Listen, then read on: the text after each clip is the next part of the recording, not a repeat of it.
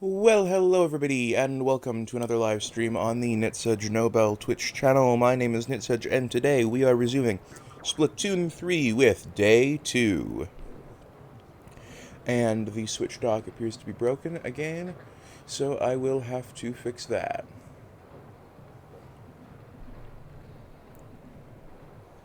Oh, well, thank you for the apology, Pat.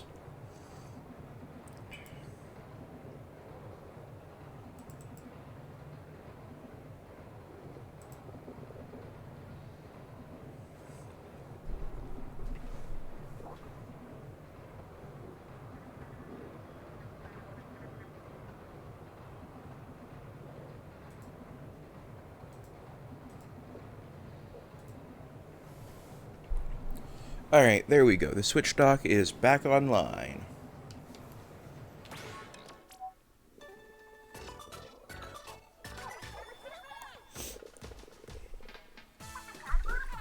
Listen up, it's going down. Reppin' the Splatlands, we're deep cut. Anarchy Sweatcast, we're live. Here we go. You lip sync, we drip ink. Shiver, fry, and big man. Splatfest is back. This one theme, which of these is real? Join the fun by choosing a team at the pledge box on the street. Check out the current Splatfest stages. Drumroll, ba-da-da-da-bam.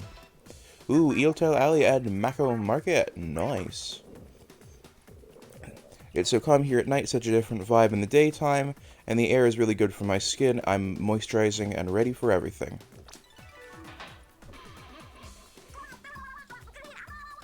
Ooh, and Marooner Bay is up on Grisco.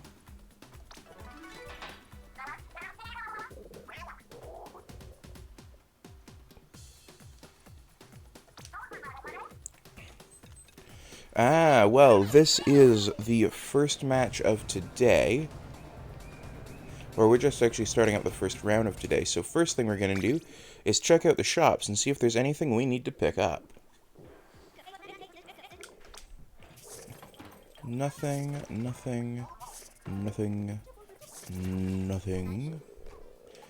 Actually, I've got all of these, right?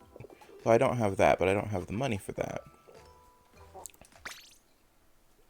And by the way, for a drink today, we have a nice bottle of Montelier, which is soda water with a little bit of lemon in it.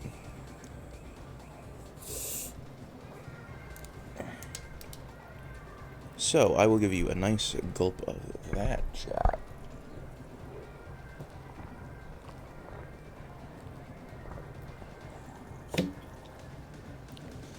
Not sure how well those came across.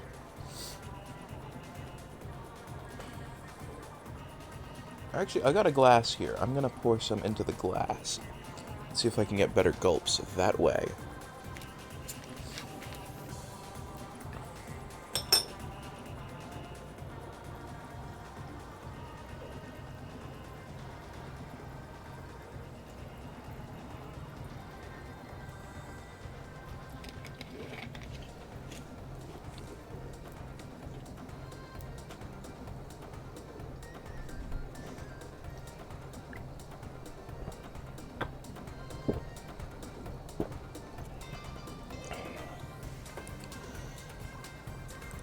There we go, I hope those were good. And we're gonna see if there's any new art we haven't gotten yet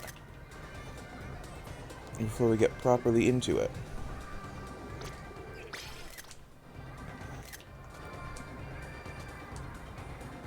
Yeah, I've already gotten that.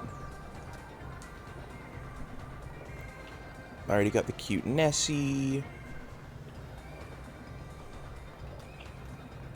I wish no ill will to my teammates. As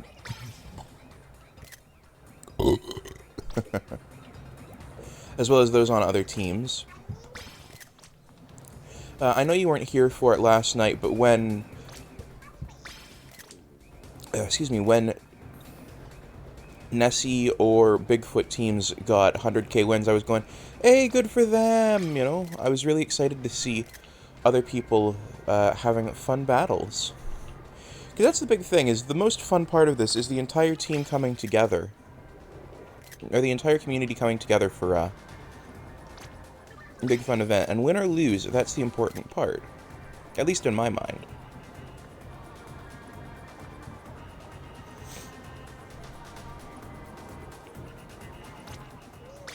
I support Bigfoot and her wife Mothman.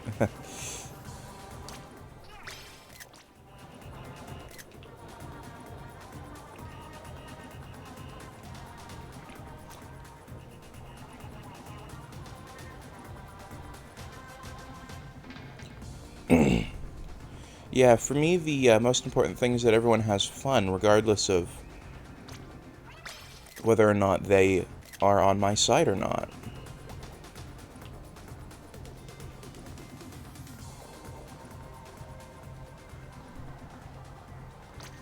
Aw, cute sleepy Nessie.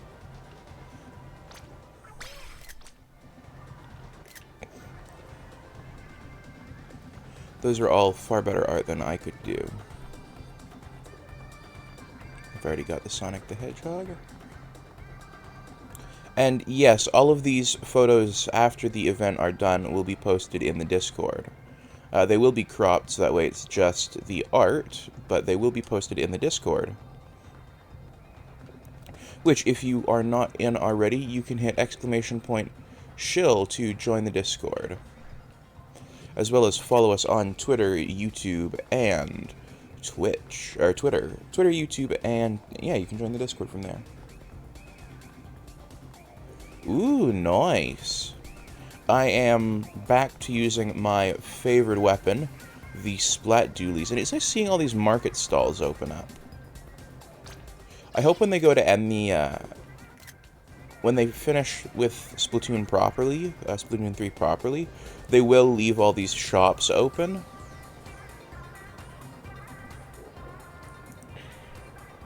That way people can enjoy it even after the Splatfests are done, which I figure will probably happen in probably like next year, September.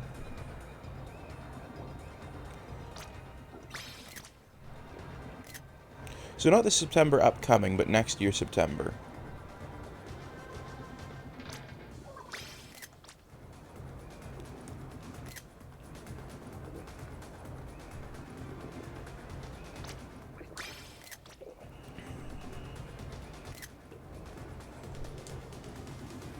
Yeah, because, let's be honest, Nintendo isn't going to keep this running forever, as much as we would like it to. I've already got the Sonic Team Aliens art.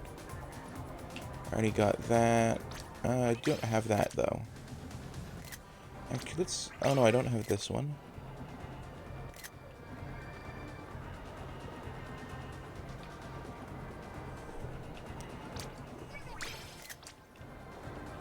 Because let's be honest, they can't keep it going forever. But if they manage to keep it going for, like, another...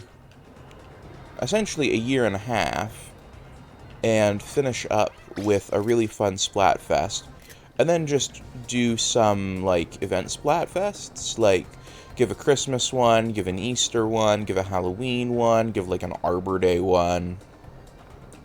That'll just repeat every year.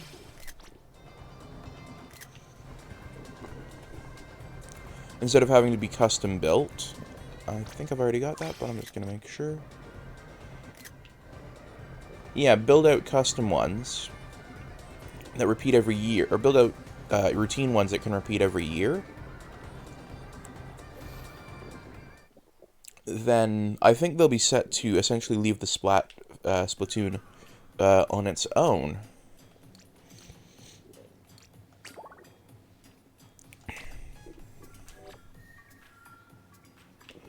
Really quick, actually, I should probably head over here and see what's...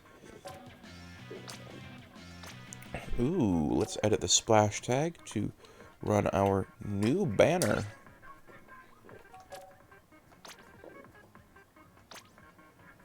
And let's actually really quickly check our battle log. A victory, yeah, we've lost more than we've won.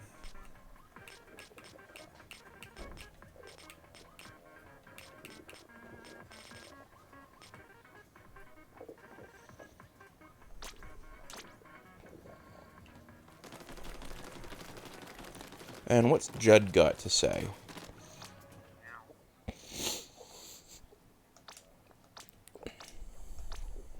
Oh, he's gonna make us try this new weapon, okay.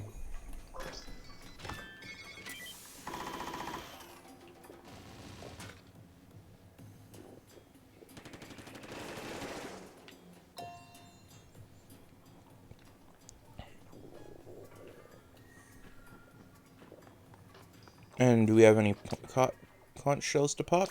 Yes, we've got 3 conches to pop.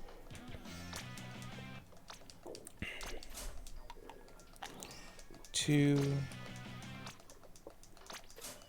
1. And new ability chunks, nice. And we are going to hop right into an open battle.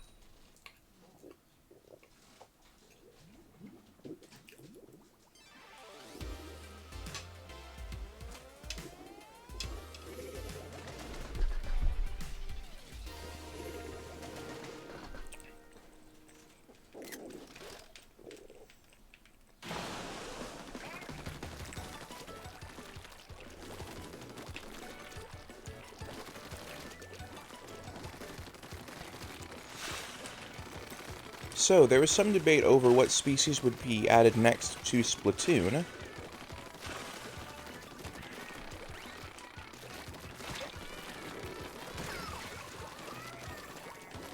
And so, I'm curious, what species do you think will be added next to Splatoon?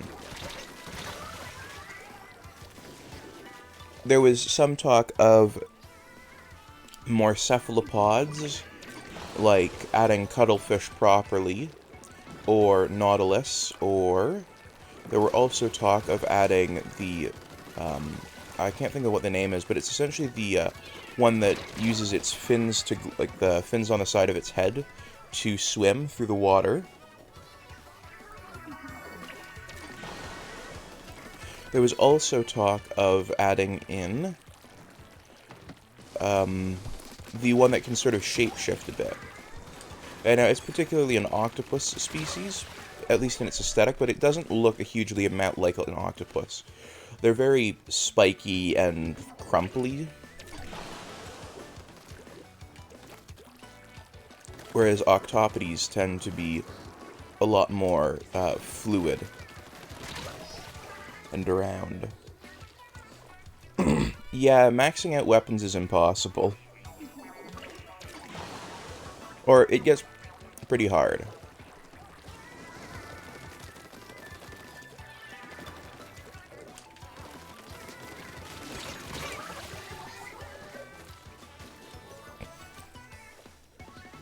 Like, take it from someone who has 180 crab tank wins, you're not gonna max them out easily.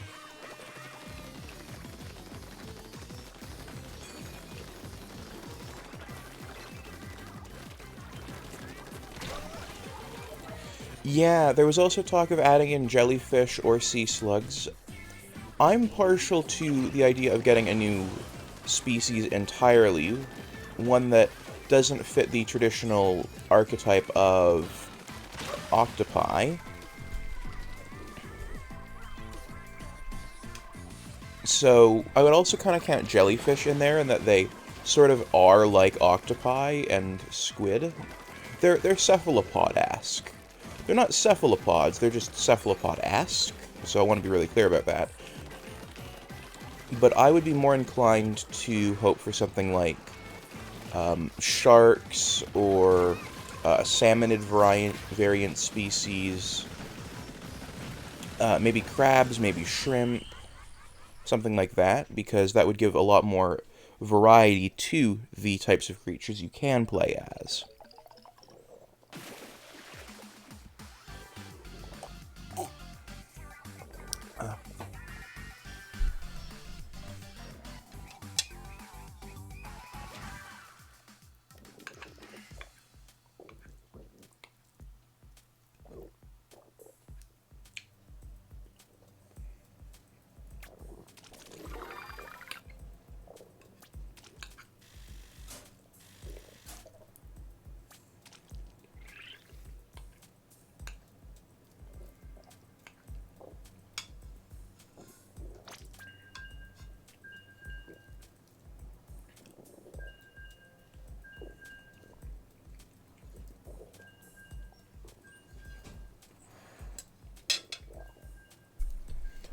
The other thing with crabs is we've already seen crab species in-game.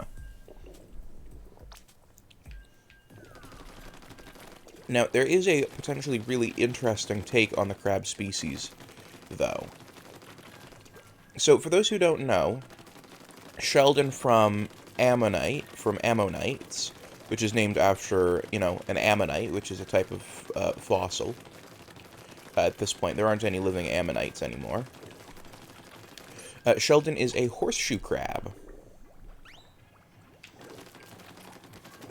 Now, just thinking out loud, if I was going to do crab species in-game, I wouldn't do... Oh, the Terror Raids today? Fuck, they've got overlapping events.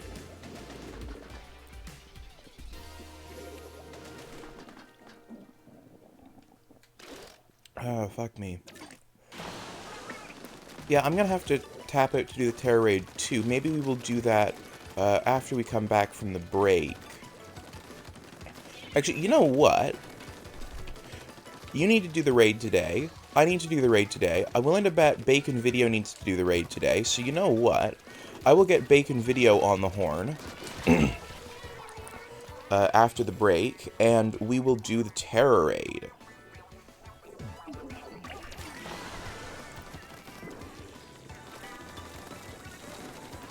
The little timer in the bottom, by the way, is how long until the break. So when it runs out, I'll finish whatever match I'm doing, and then we will get right on into the raid. We will get right on into the break. And when the break is all over, we will, which will be 15 minutes, it won't be hugely long.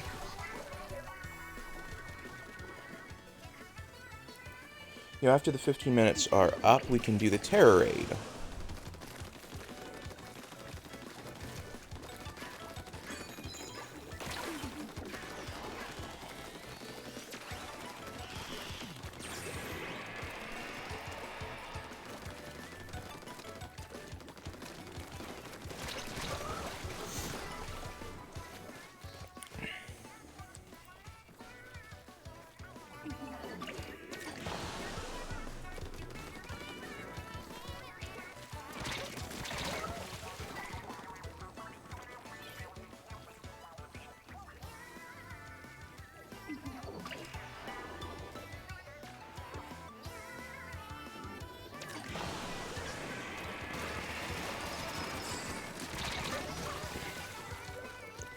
Yeah, because I've got to get the Terror Raid.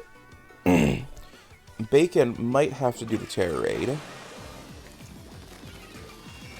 And I definitely have to do the Terror Raid as well. I want to get all of the Terror Raid Pokemon, so if you have any that I'm missing, like, I don't have Scorbunny, I would be more than happy to get a Scorbunny from you. Just like a baby one, and I will get you something of value as well.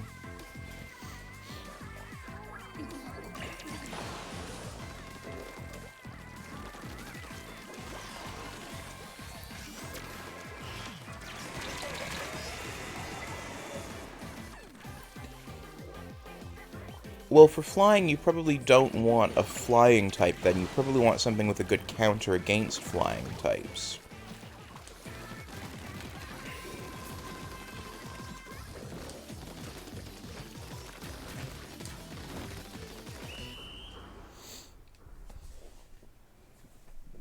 Which flying may or may not be the type to take against a flying type. Let me just quickly check the typing on the most recent Terror Raid.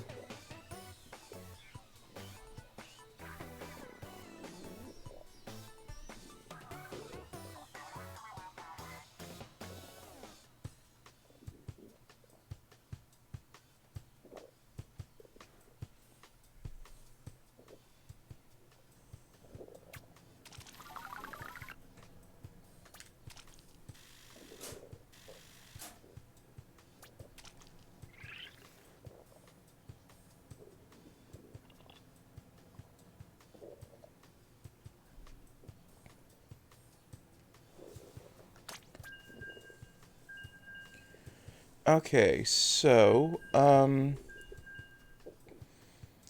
let's see. The current ones are Walking Wake and Samroot. Samroot. Okay, so there's Samaroot. Ooh, I am gonna want this.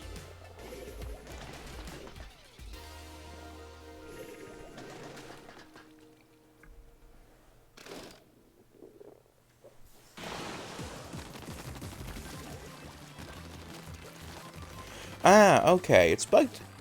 Bug type, you could also bring stuff like fire. Oh, though it's water type, so so fire would be a bad choice. Hmm.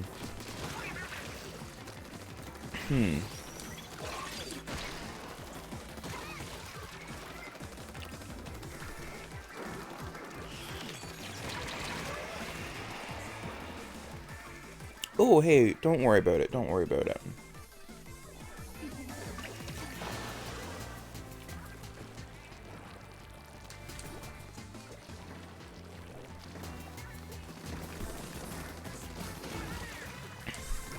So I haven't actually done many of the Terror Raid events. I've done the Walking Wake one. I've done the... Well, so I did the Walking Wake and the other one. I've got both of them now. I've actually got two of them.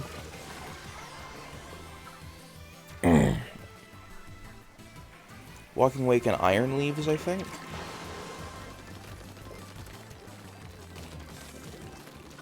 Mind you, it's ongoing, meaning you can probably find someone to raid with to get that without having to trade any of your Terror Raid Pokemon with me. However, if you have any raids you haven't done, but I might have the Pokemon for it, just let me know. Because I'm more than willing to trade for some of the Pokemon I am missing.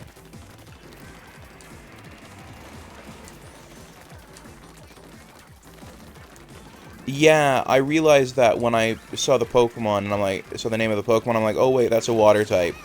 Never mind, because I pulled up the Terror Raid on my phone, so I could just take a look at it. There may or may not be other ideal typings. Let me just... You know, I can pull up Pokemon Type Calculator. And see if there are any ideal Mon to bring for it.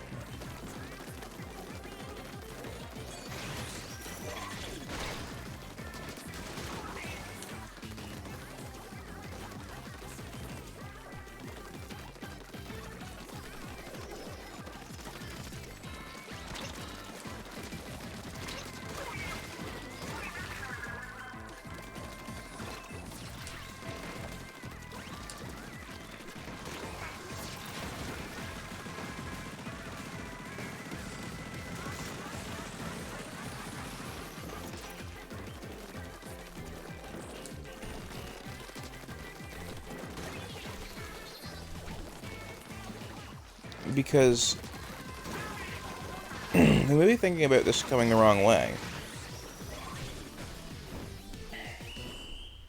So Pokemon Type Calculator.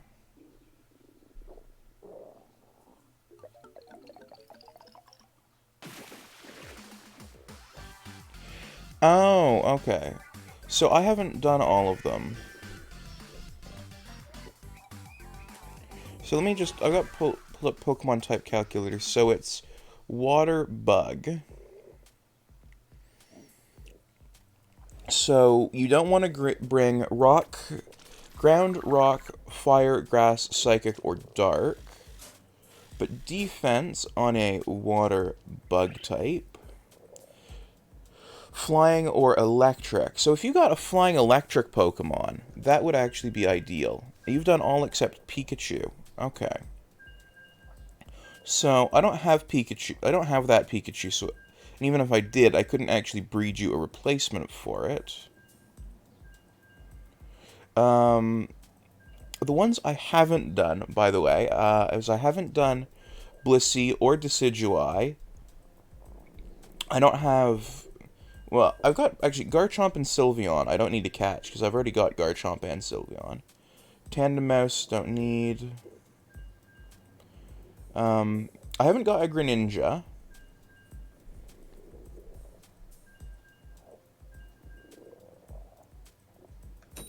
I don't think... Are Hydrangea and Dragapult not in Scarlet and Violet?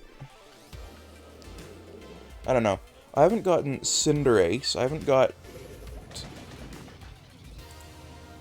And I haven't got... I think that's everything I haven't got. Oh, I love that, yeah. All I need is the ones that aren't base in Scarlet and Violet, because I just want one of all of the Pokemon that are available in the game.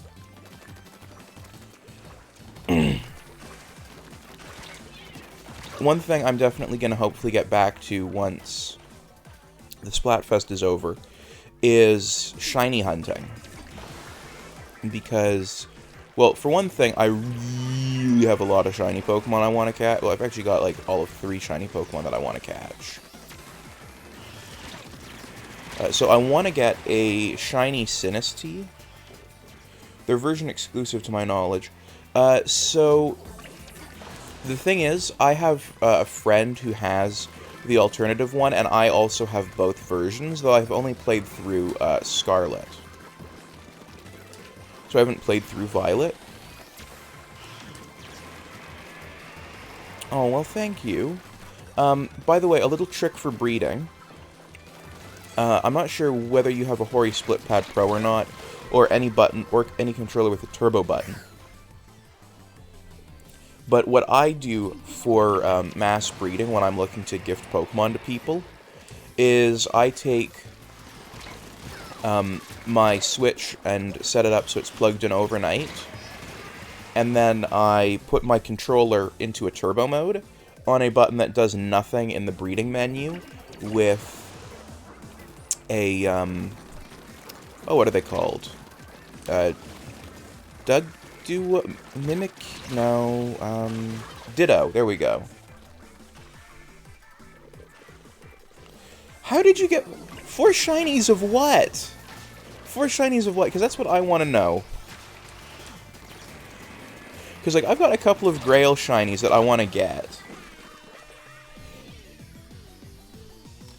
Like, I want to get a shiny Sinistea, and... So I actually want to get a shiny Sinistea and a shiny... okay, well, I call mine Poltea. Sinistea and...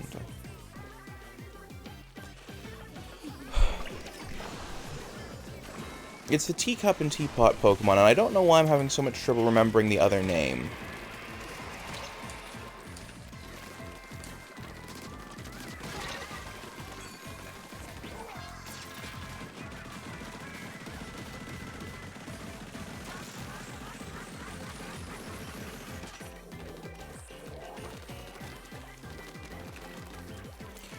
I'm looking to get a shiny Slitherwing.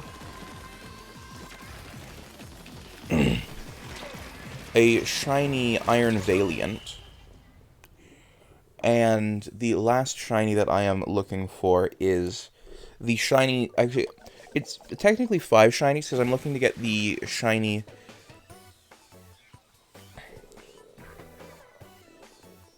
Oh, Magikarp. Fair enough. Fair enough. Yeah, and then the shinies for the Mega Man Pokemon, which are Armarouge and... I want to say Cinderedge?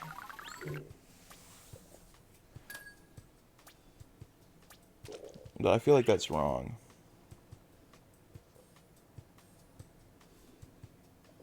Ceruledge, that's what it is. Not Cinderedge, Ceruledge.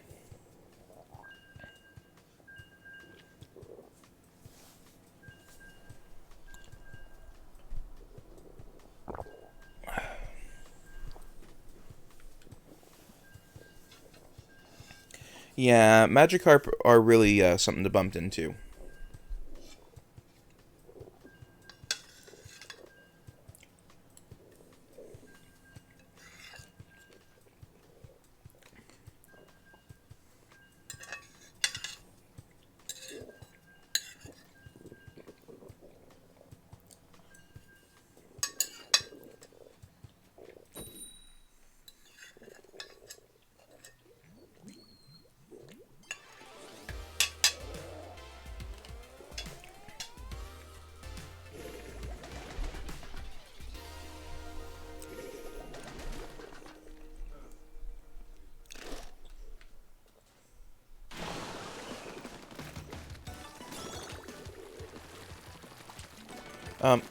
So far, the only shiny actually I've caught, I've only caught one. It was, Klefki.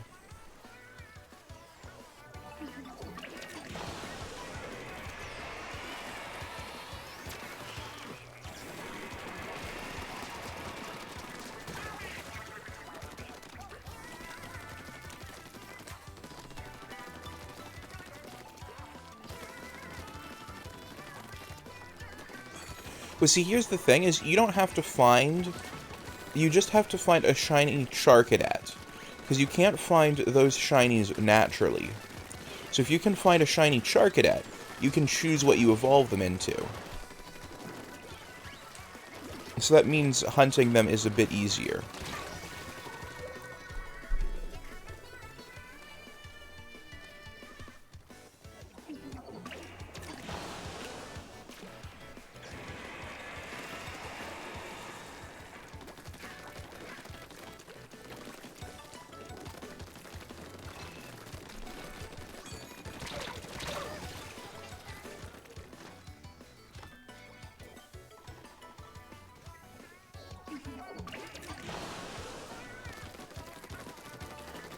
Because all you gotta do is find the one with the blue eyes.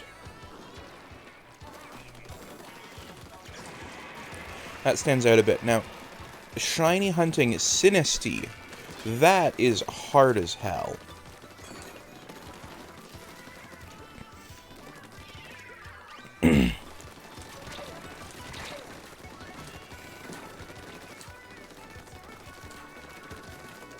Pretty much shiny hunting for any Pokemon for me is pretty much going to involve leveling up most of my Pokemon.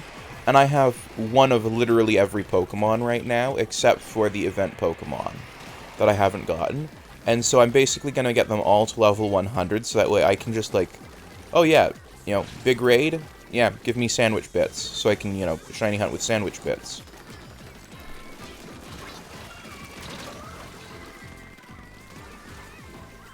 You know, I can set it up so that way I'm only encountering Ghost-type Pokemon, and from there, increase my shiny odds for Ghost-type Pokemon. And then spend hours grinding for a Sinistea. Woohoo!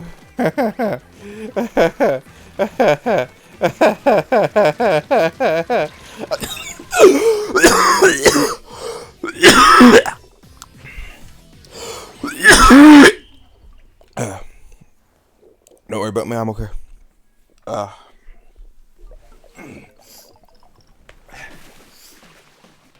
do not know what happened there.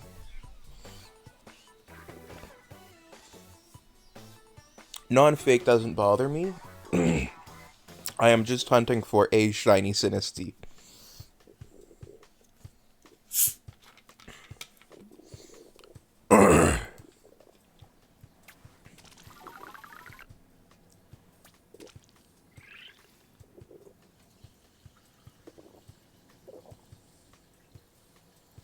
See, the difference... See... yeah, I'm fine. So, Sinistea is normally blue, and I really like the pink one. It goes really well with the channel colors. But also, I just think they're cute.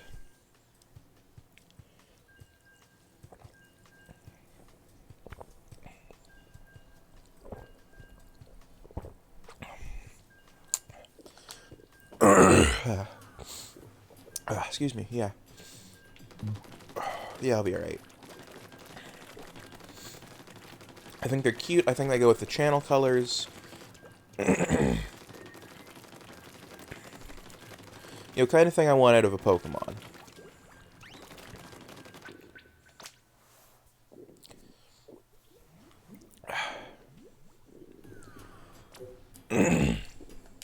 Oh, what happened?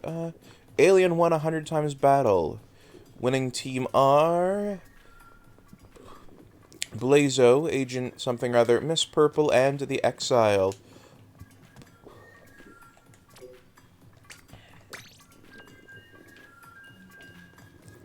Congrats to those people for winning a 100x battle on Team Aliens. I wonder who will win the next. Will it be Nessie? Will it be Sasquatch? Who knows? Or sorry, Bigfoot. Because people call it Bigfoot, even though it's definitely Sasquatch.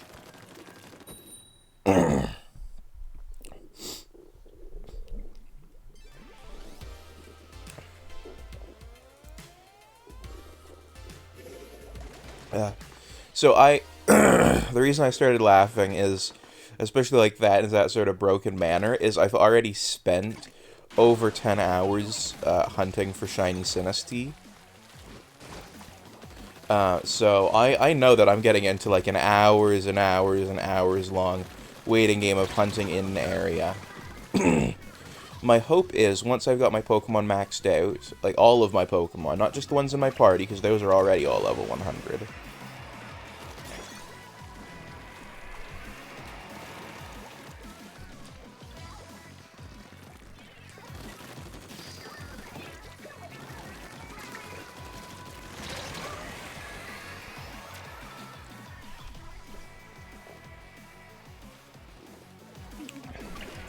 But the hope is that once I have all of my Pokemon leveled up, I'll basically be able to take on any raid, no problem.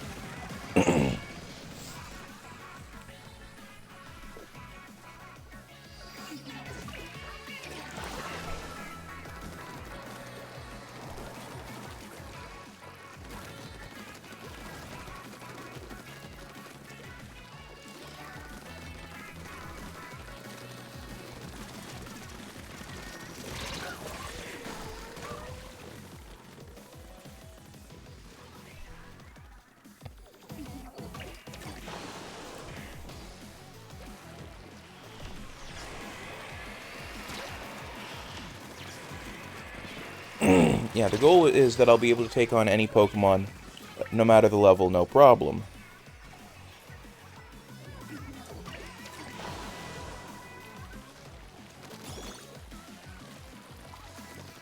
That's the goal, anyway, once we get level 100. That way I can essentially grind Terror Raids until I've got all the guff I need for shiny hunting.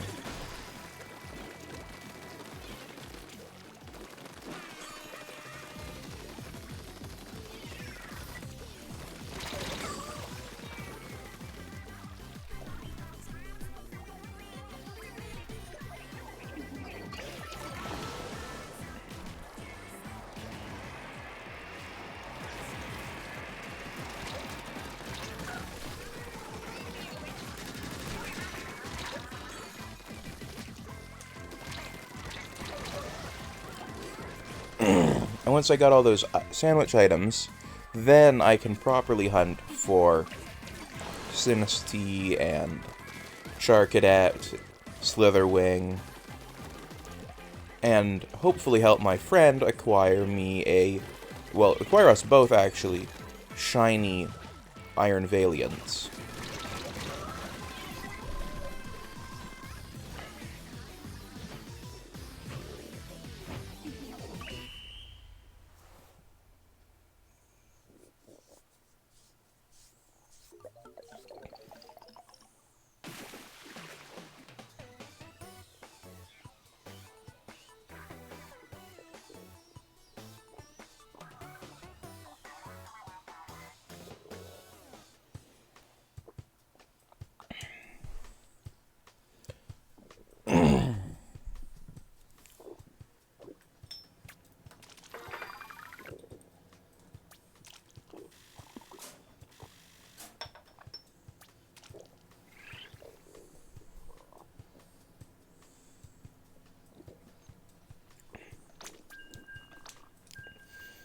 Yeah, an electric bird. To me seems like the way you want to go.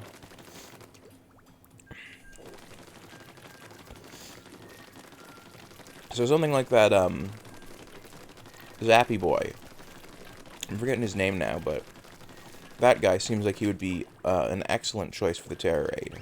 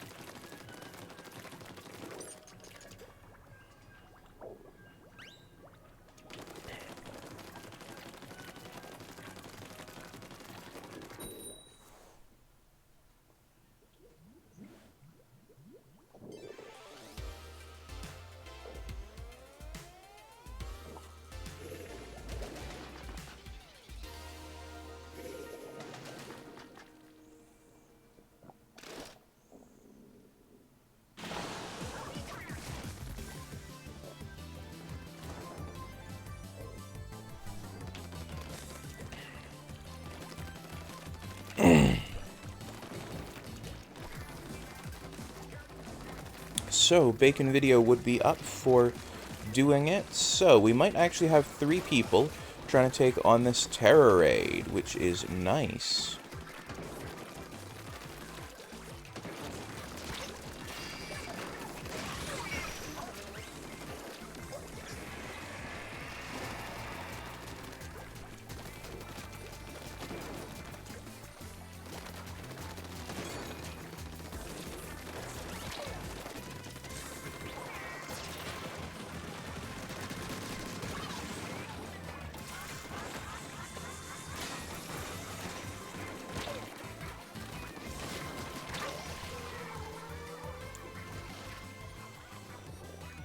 Oh, that's what I was thinking as well. Yeah, I couldn't think of the name, but I think there's only one electric bird in the entire game, so yeah. As someone who hunted all the Pokemon, I think there's only one electric bird.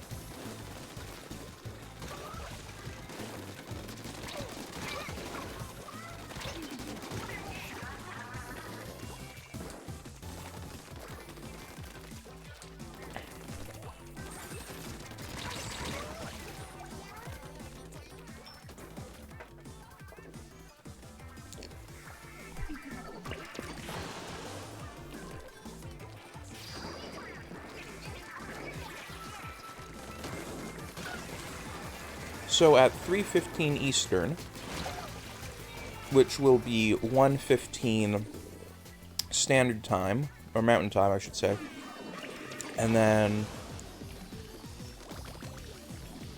I think 8:15 GMT, which is UK time, we will be going live with it, because we will be doing that. So in about an hour and a half,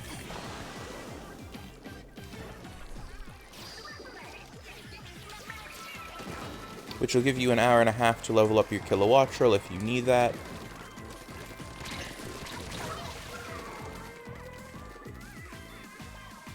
Oh, same, yeah, I've got Gardevoir, I've got a couple of others. You know, there are lots of really good Pokemon to bring for something like this. I'm actually half curious to try bringing... excuse me, half curious to try bringing the box legendary for Violet.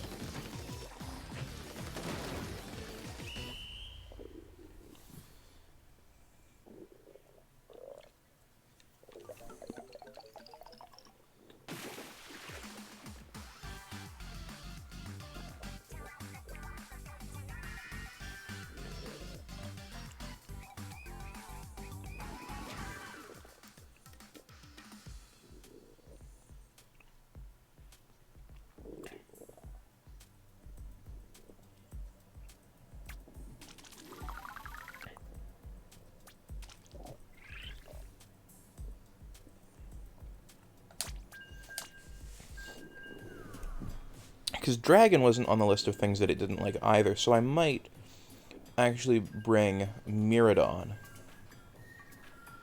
Because you got Kiradon and Miraidon as the box legendaries. Now, I know I'm in the minority of my friends who say it Kiradon and Miraidon. Most of my friends say Kiraidon and Miraidon.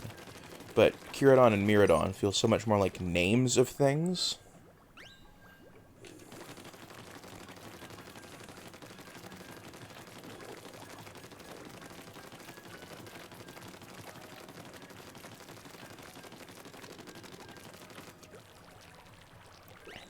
So it would... I'm just thinking about what's going to take me more time to level up to level 100. And my Miraidon is already, like, pretty close to level 100. Whereas I think my Kilowattrel sits somewhere around 40, which would take me, like, maybe like a couple hours to grind up to level 100.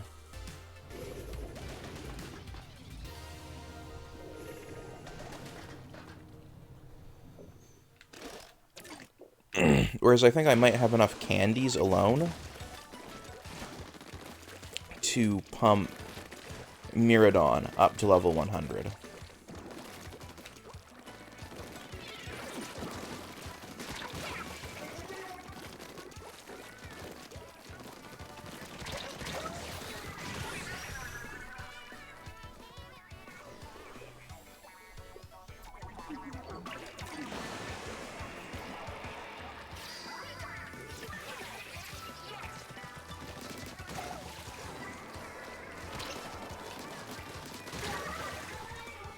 Yeah, and if we don't get it now, it does come back from the 7th to the 9th as well.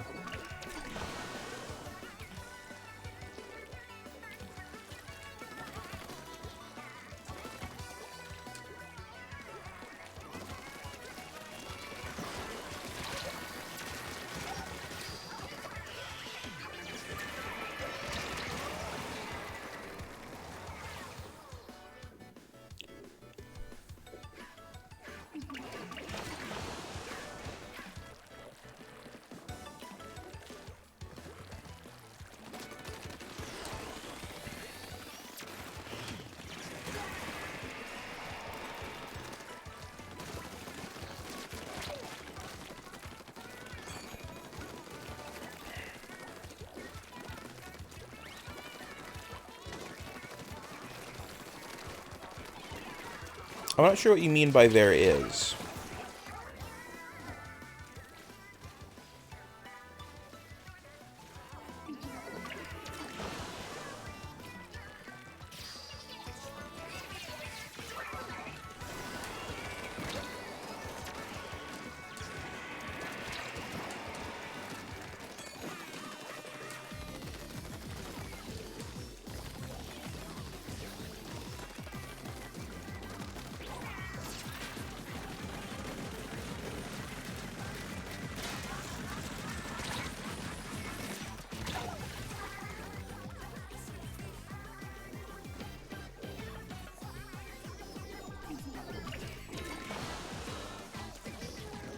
Sorry, your friend left an egg poacher on your stairs without telling you?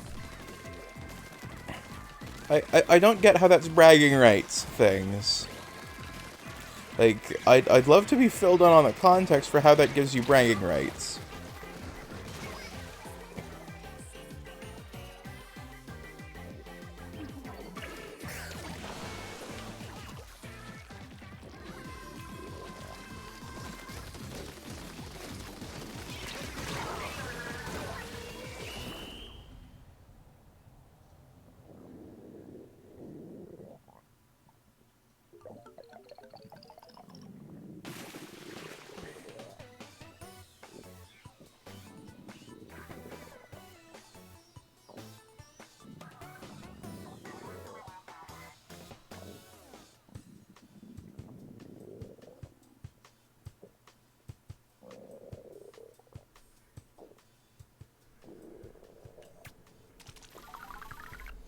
Like, I'd love to know what the story is behind that.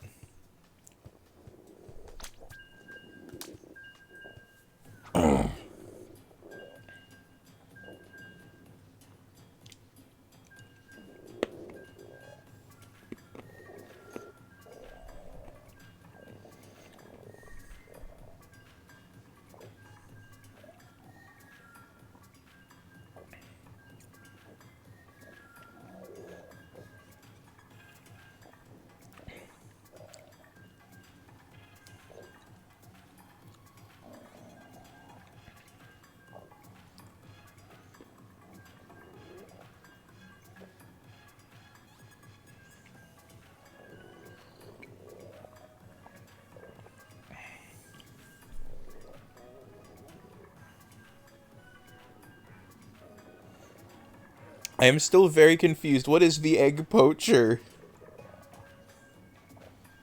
And why would he need to trade you for it?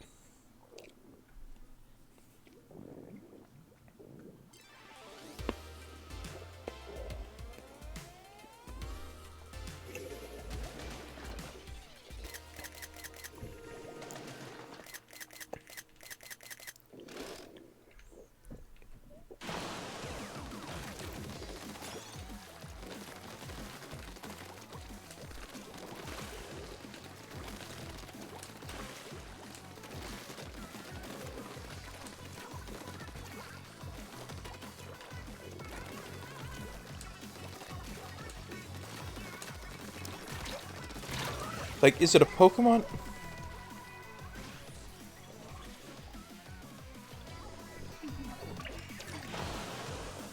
Okay, but how does that give you bragging rights?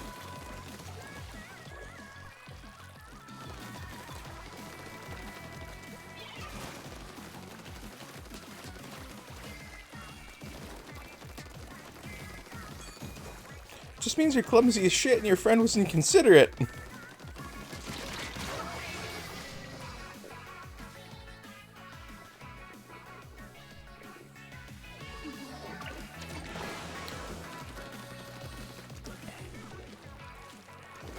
You mean the one that's just dropped as the, one that we've got to catch at 3:15 Eastern, 1 Mountain, or 1:15 Mountain, and again, I'm gonna go out on a limb and say, like 8 p.m. GMT?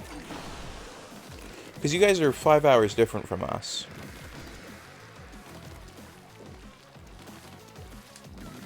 With daylight savings time being all weird, it might be 9:15, it might be 7:15, I don't know.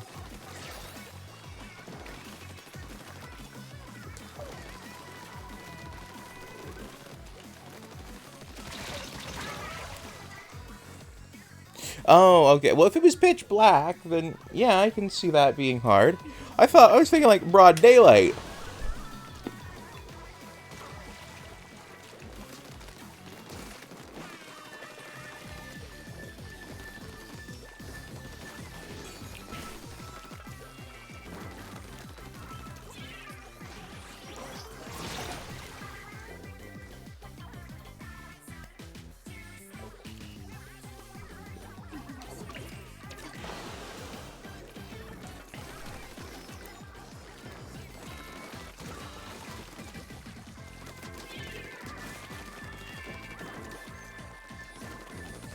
You can't leave out important details of a story and get upset when someone, doesn't quite fully understand the story, mate. Like, come on, come on.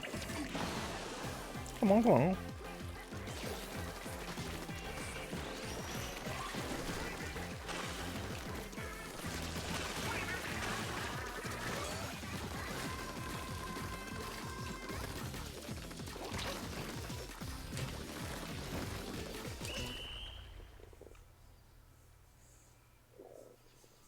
Okay, but you left out an important part of the story,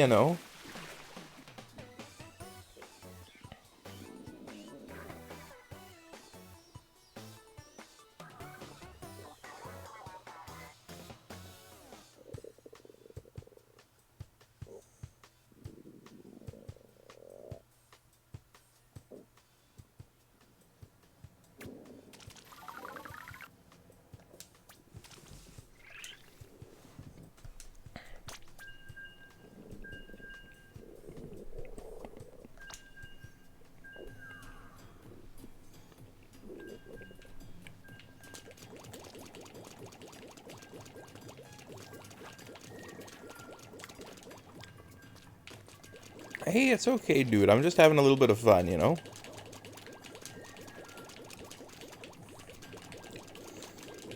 But seriously, I hope you're okay from that, like...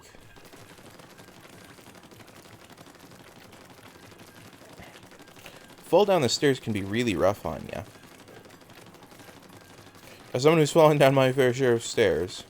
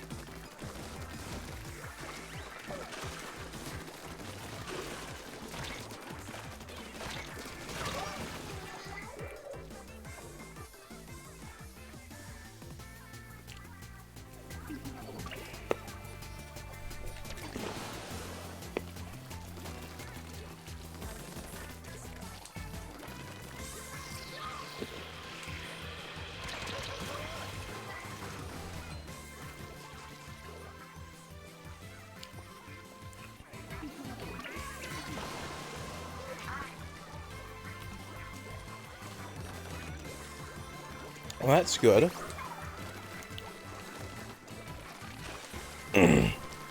Like, falls downstairs can be, like, absolutely lethal.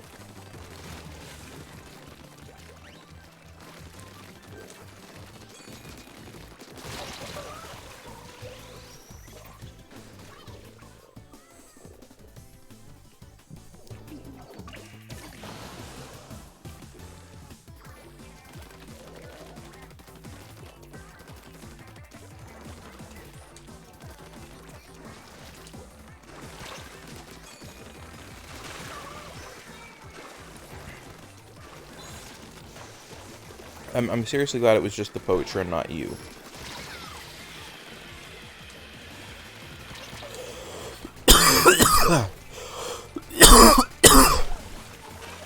Gotta grab a drink.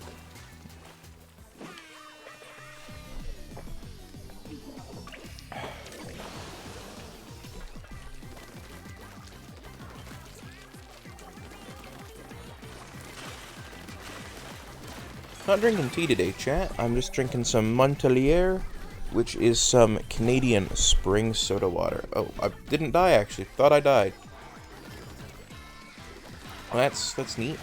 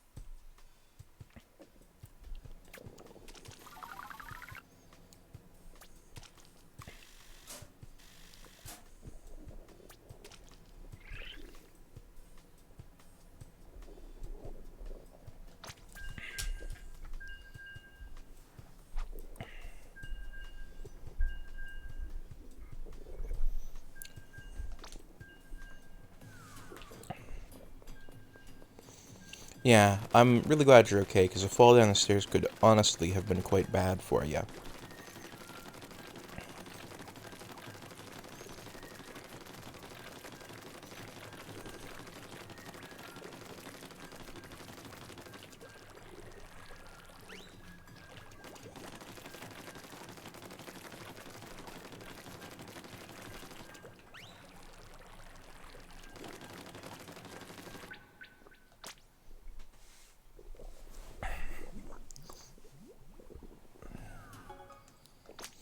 Multiplayer map update. Let's see what we get.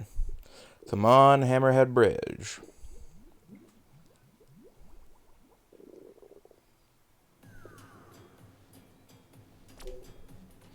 Yeah, we've got Hammerhead Bridge, which is my favorite. Oh, my day's just getting started. I got up at like 10 Eastern, so like 3 hours ago. Watched an episode of the Nintendo podcast, which was nice. And then hopped right on to Splatoon and started live streaming after that. So yeah. Actually, I did watch a little bit of Atomic Shrimp before that.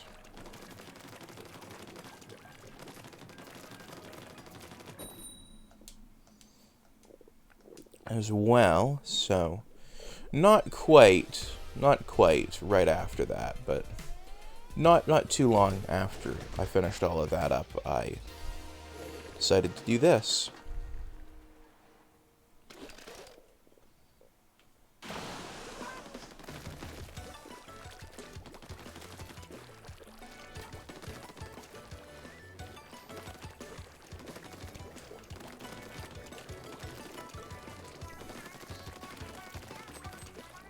How has your day been going, Implord? I hope it's been going well.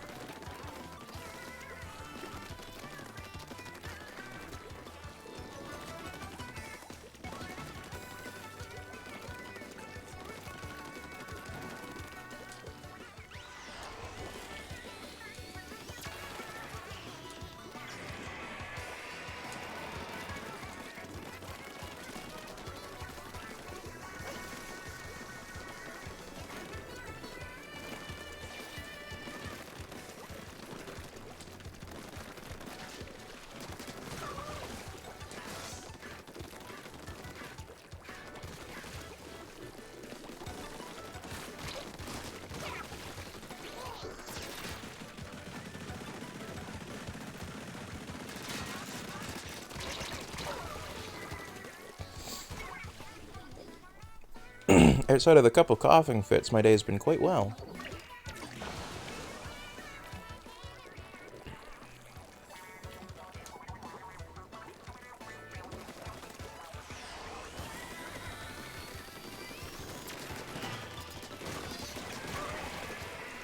Ooh, double kill.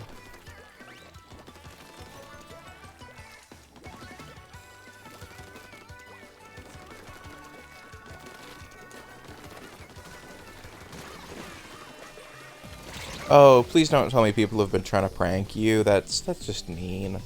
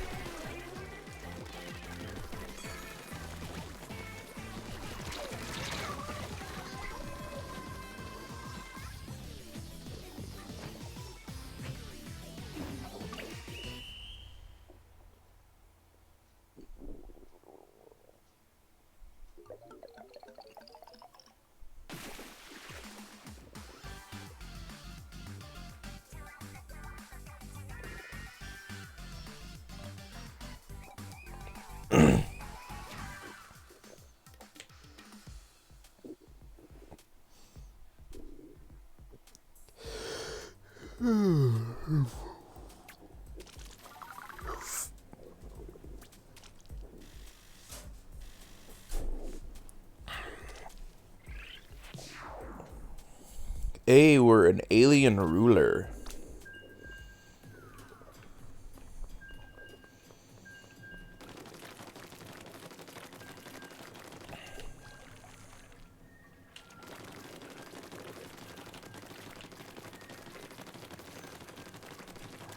Which is nice.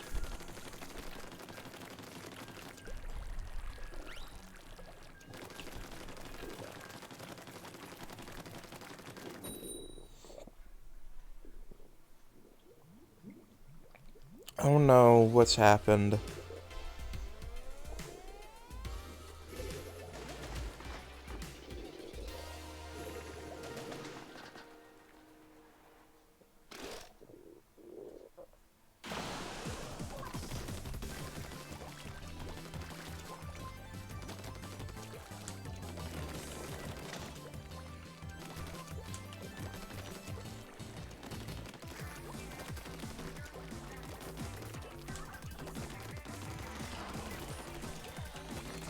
Like, I really enjoy April Fools, but it's more for, like, the haha, silly, funny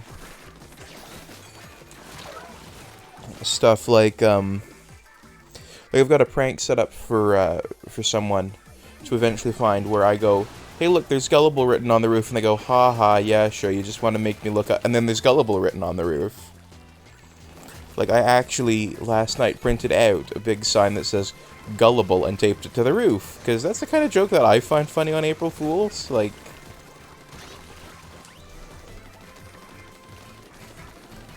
that's the closest I would ever do to, like, a prank on someone. It's just like, haha, you're gonna look up and say, see, you're so gullible. So they jokingly look at it going, haha, you're not gonna get me because I know it's a joke. And then it's like, oh, there is actually Gullible written on there. But I'm like, yeah. April Fools. Like, that's the kind of prank that I like doing around April Fools. And that's literally one I did this year.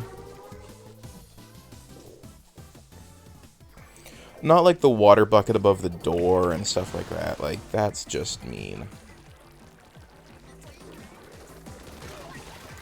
Plus, there's no artistry. It's not clever.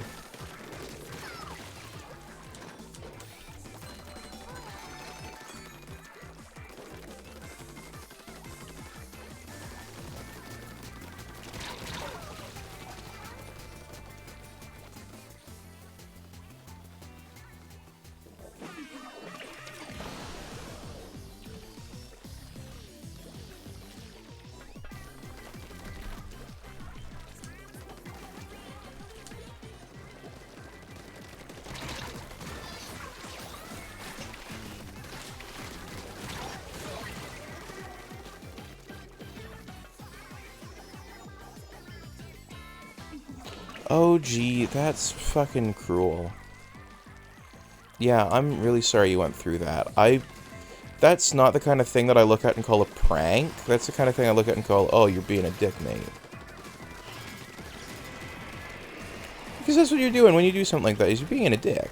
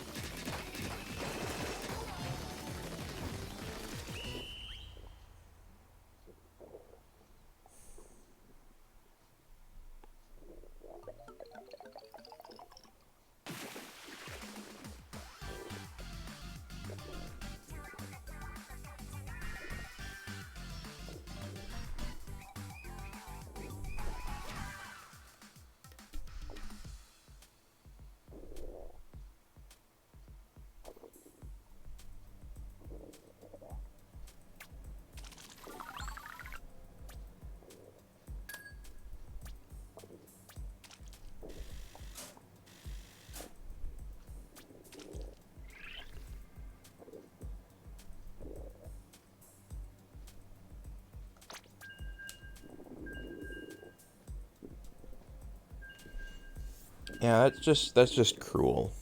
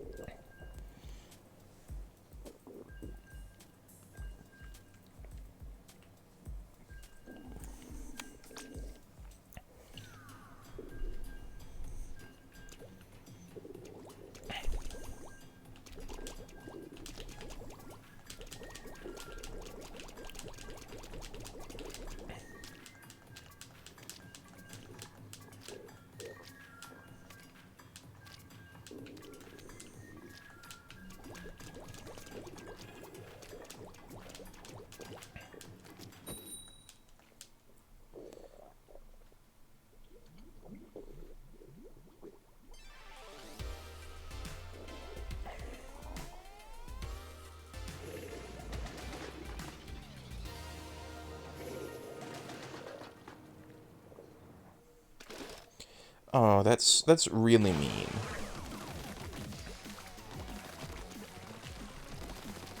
I'm really sorry that you're going through that. That's just awful.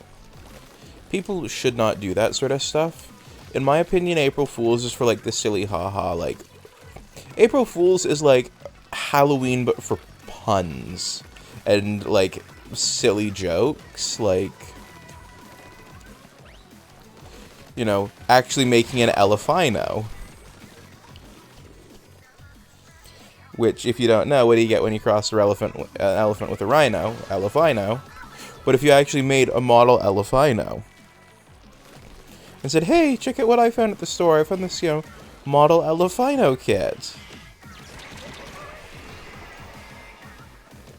You know, and it's like this hybrid of a elephant and a rhino.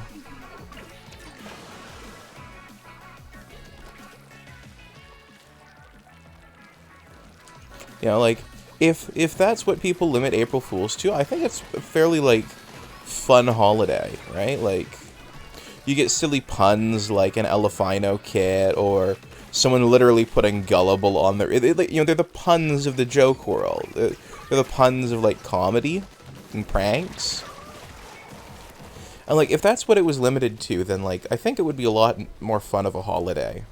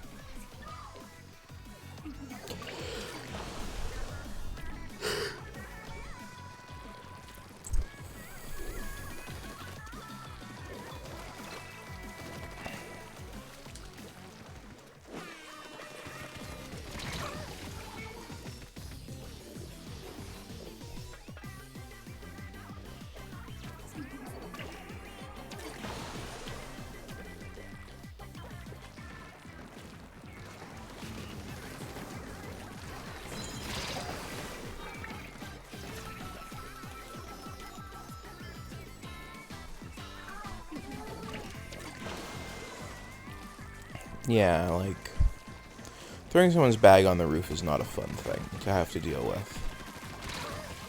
I've not had that done to me, and even I know that that would not be fun. Even if it's just like a shed in Dorset or Merseyside, like, still, like, it's still a mean thing to do. And by the way, if you do actually live in either Dorset or Merseyside, I was just guessing. Like, I was just throwing out British place names, where I was like, you might have a shed in Dorset, you might have a shed in Merseyside. Like, if you actually live in Dorset and Merseyside, you know, I'm just making a joke.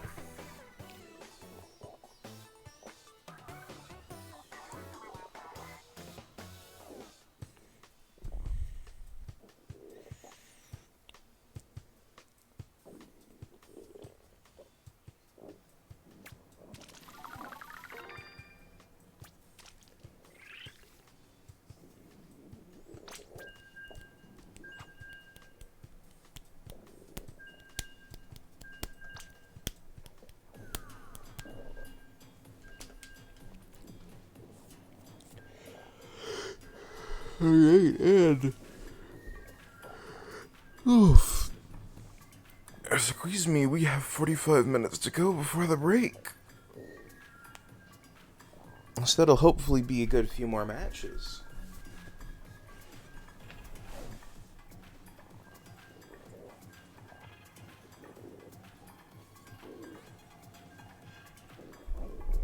Oh yeah, I just didn't want you to go, well, hey, actually, I do live there, and accidentally dox yourself, like...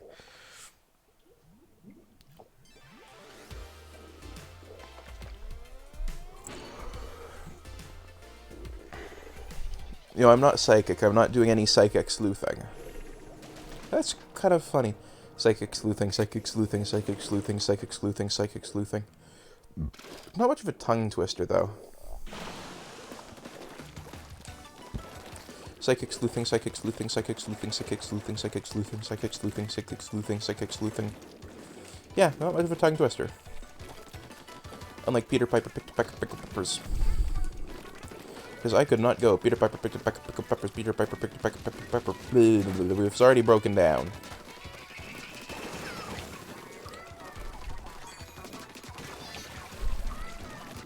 Meanwhile, psychic sleuthing, psychic sleuthing, psychic sleuthing, psychic sleuthing, psychic sleuthing, psychic sleuthing, psychic sleuthing. Okay, it broke down a little bit, but that was more because I was trying to go even faster, and I started to reach the limit of how fast my tongue could go on that.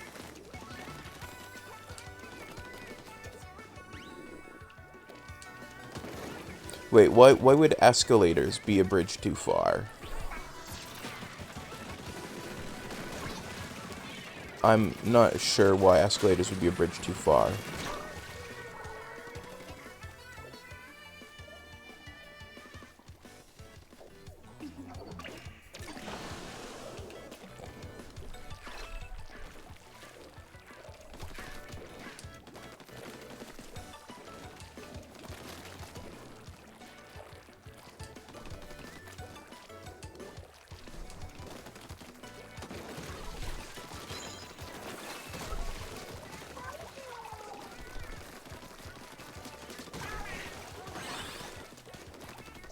Like, I'd love to know why escalators would be a bridge too far, but I don't know why they would be.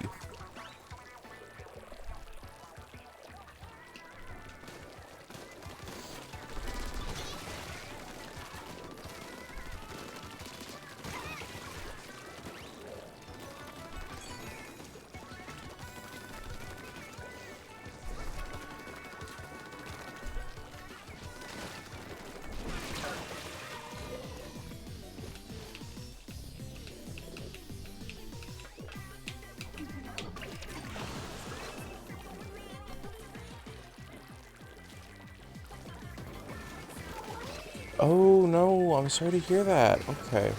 Now it makes sense why escalators would be a bridge too far.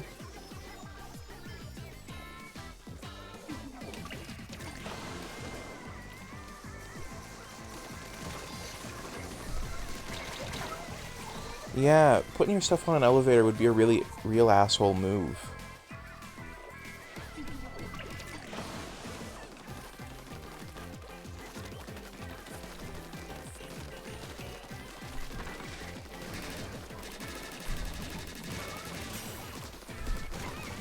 And like I said, I mostly stick to, like, funny stuff, like making an Elefino, or, like, literally putting Gullible on the roof.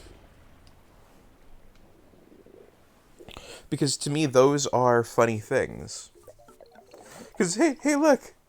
There's someone wrote Gullible on the roof.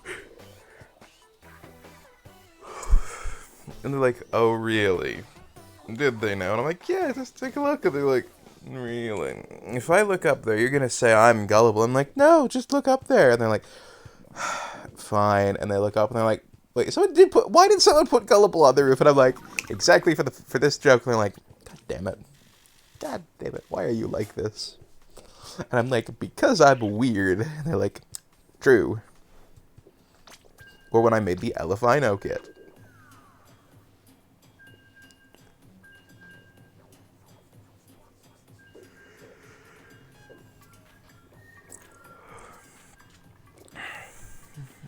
You know, when people are like, whoa, what you building there? And I said, Elefino. And they're like, well, why are you building it if you don't know? And I'm like, no, it's literally Elefino. And they're like, what? And then I'll pull out a box that I've made up myself, and it says Elefino.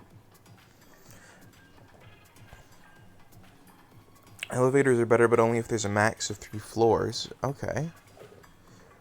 I'm not sure why there would be a particular issue with those, but, you know, phobias are irrational, so...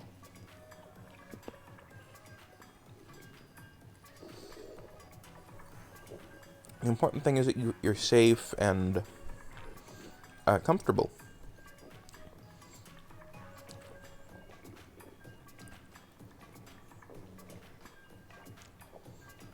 So if elevators cause you issues, then I'm glad you're avoiding them. Or escalators, I should say, and elevators, actually.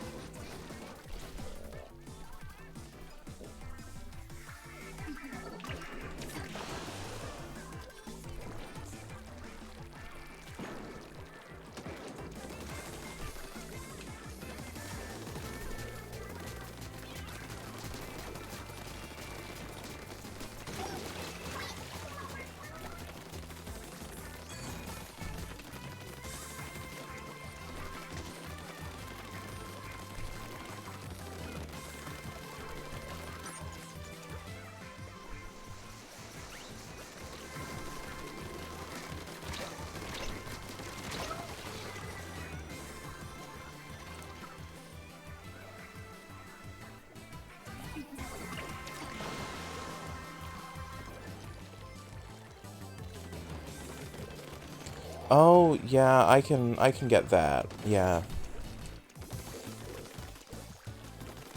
Now, I'm not sure about escalators in the UK, but over here, they're actually, like, there's emergency stop buttons at either end that the public can just hit to stop them should anything start going wrong with one. But additionally, there's all sorts of, like, things to keep people out of the mechanism. At least in Canada, anyway. So, falling into a mechanism over here isn't really a thing people worry about. The worst that might happen is, like, a shoelace might get pulled in, and you might have to, like, pull the emergency stop or, like, take your shoe off.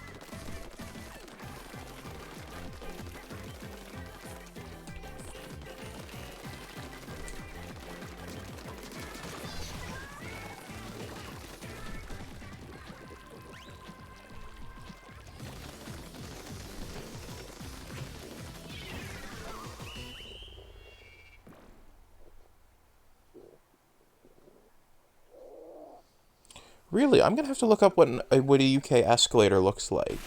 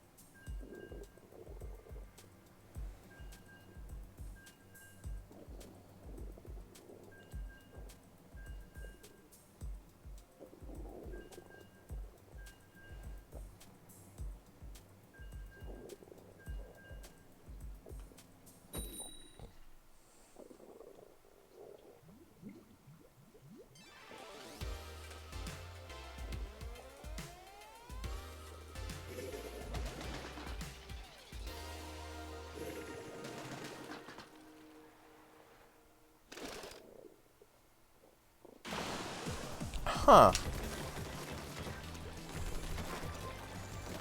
That's really quite odd. The fact they would be, built like that actually kind of amazes me. But, yeah, it's weird.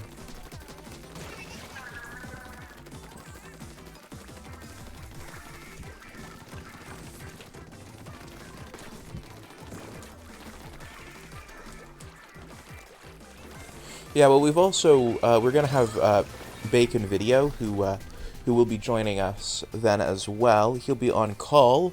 If you'd like, you can also hop into the call. It's in the event chat, and I did give you the event tag. I will tag him as event as well, so he can hop in there.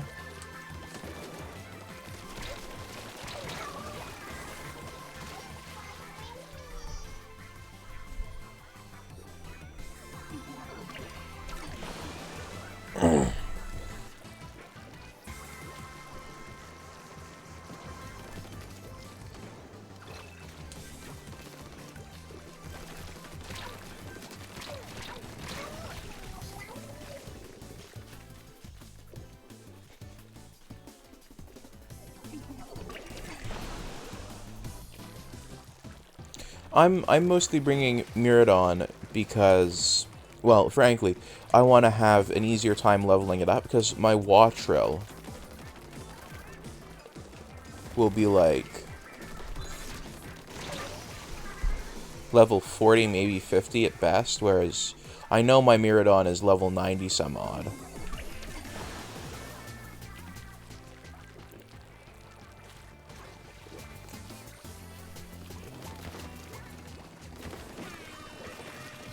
That would be okay. I can always boost your voice on the call itself, or I can boost your voice on Discord. Or, sorry, on the thing. I can balance the audio really easily. Not sure what happened there. I was trying to splat the thing, and it's almost like my bullets weren't doing anything to it, which they should have been.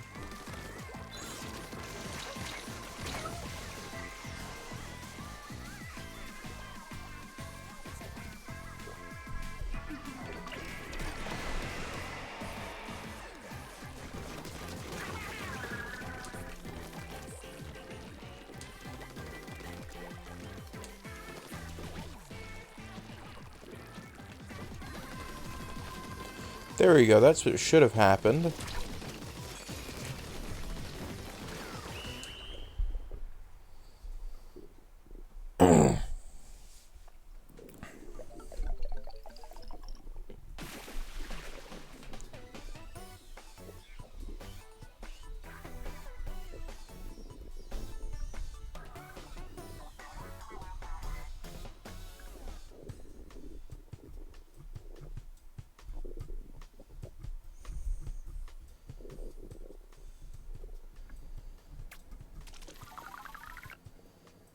Ah, fair enough. So if you don't want to hop on the call, that's cool as well.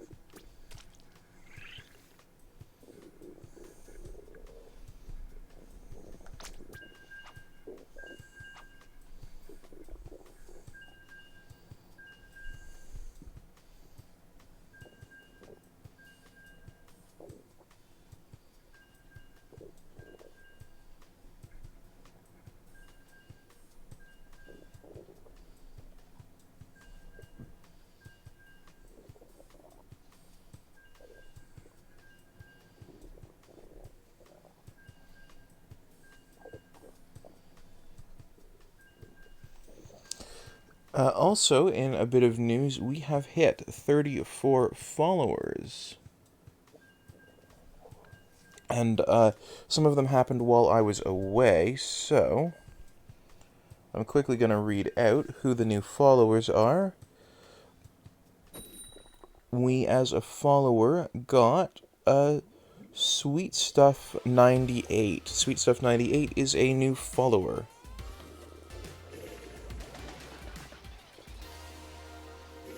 Hey, don't be sorry, you know? Like, I totally get it. Sometimes you're just not set up for it, and that's okay.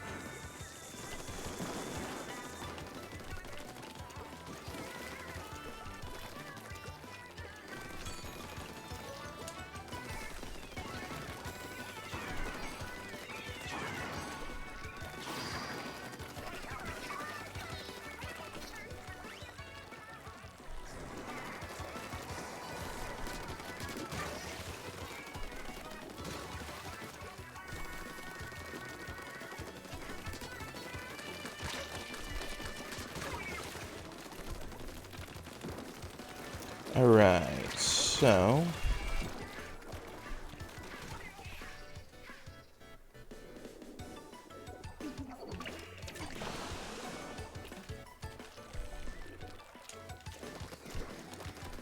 our base is pretty uninked, so let's spend a minute doing that. Just ink up the base.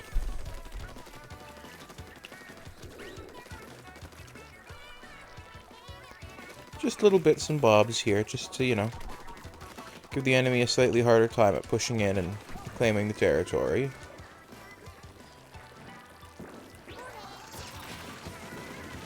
Then we will.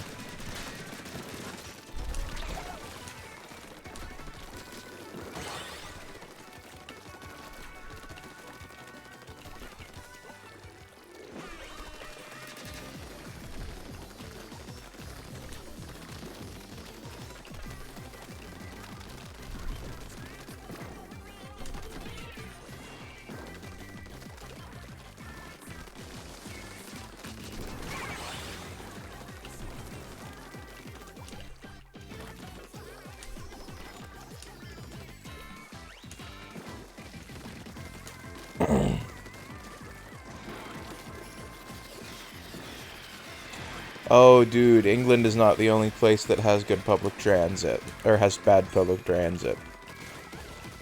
Like, if you watch Not Just Bikes, then you'd know that fake London also has really terrible public transit.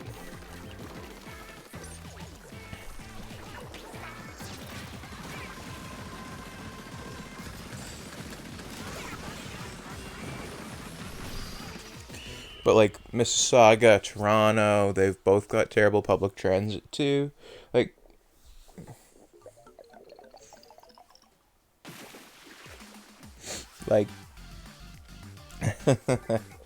yeah. Though I do appreciate the infrastructure humor.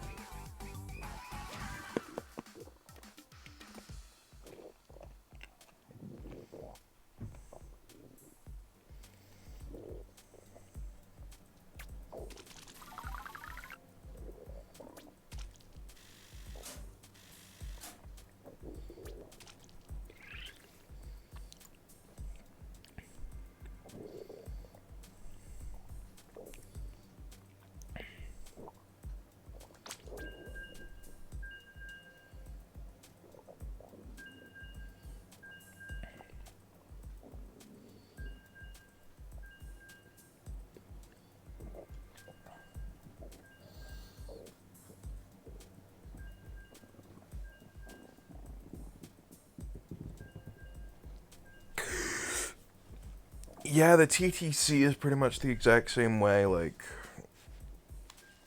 Now, one thing the TTC will do, however, is they have a fleet of snowplows that they own separate from the city, and they will get the snowplows out and going to restore the routes, so that way the transit can keep going.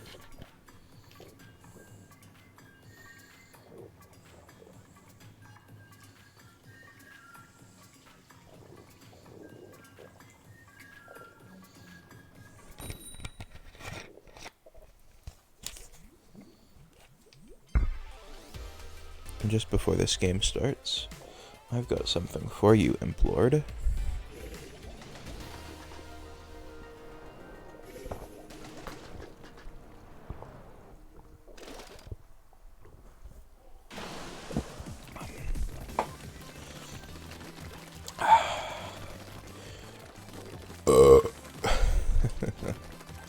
I hope you like that.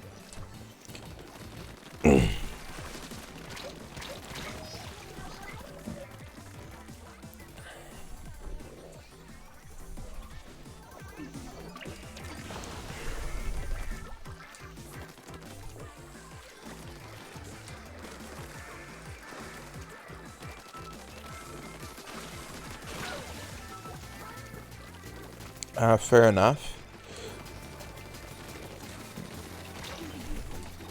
I think part of the problem is that... oh, well, I'm glad you liked it.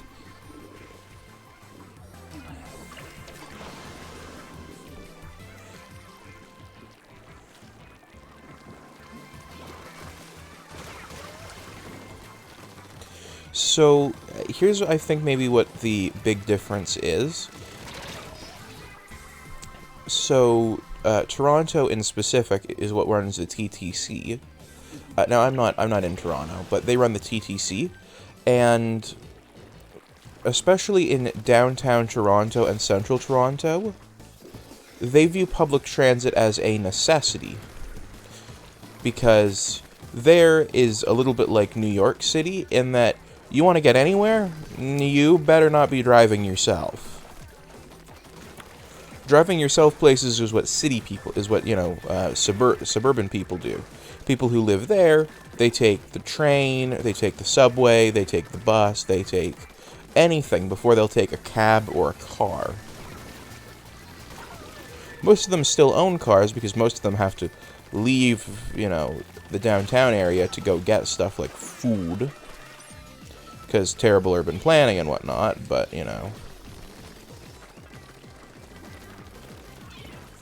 If you've got to go from somewhere in downtown Toronto to somewhere else in downtown Toronto, you're taking the bus. And so when the roads get full of snow, well, that means that essentially the entire economic base of downtown Toronto is shut down until the roads get plowed. And given it's like the economic engine of most of Ontario, if it stalls out, all of Ontario shuts down. Well, it's not a city slicker thing, it's a bad urban design thing. Yeah, but if Toronto itself gets shut down, because downtown Toronto got shut down, then most of Ontario sort of shuts down because, well, where are all the big internet companies based out of Little Toronto? If anything goes wrong, and they can't get in to fix things, well, then the internet don't work. And where's Hydro One based? Out of Toronto. Where is X, Y, or Z all based? Well, it's all out of Toronto. And if those go down, then tough luck if you don't live in Toronto. Actually, tough luck, because, hey, they're not in, because they're snowed in. So it's a big provincial priority to get Toronto back up and running whenever they can.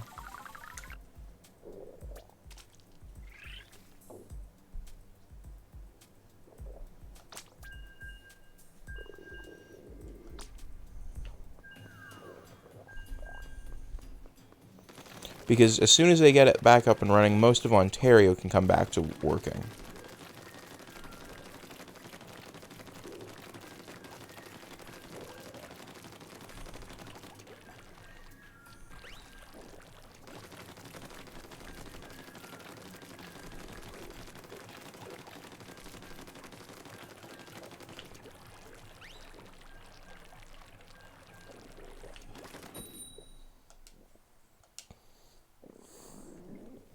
Yeah, I'm a city selector. Now, what's interesting is most of my family up until very, very recently did not live in the city.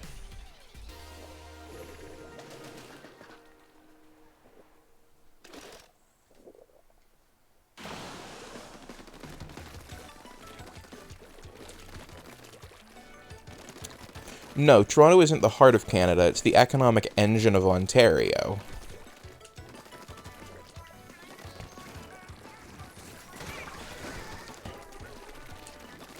Frankly, most people from Ontario hate it.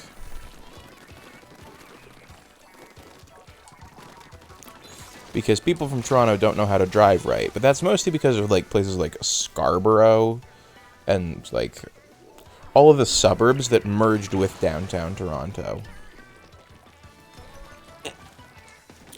And when I say merged, I mean were forcibly folded into it, against its will.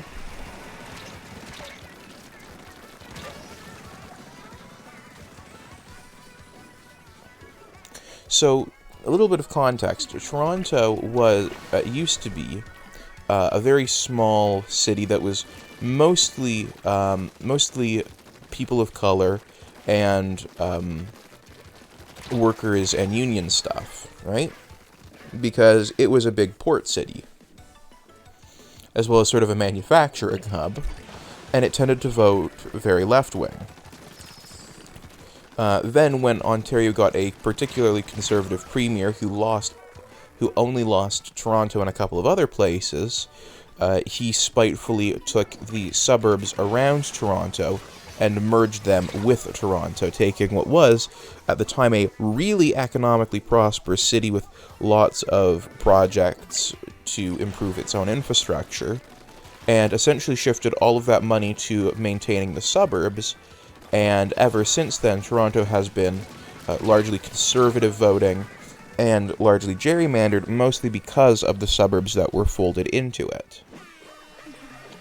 And a lot of its infrastructure plans all got screwed over.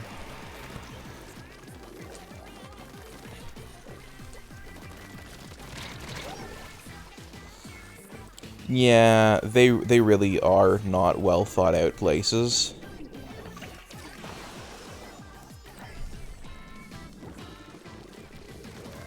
Like, as far as I'm concerned, municipal stuff should be municipal, and the government, the provincial or even the federal government shouldn't have any say in it.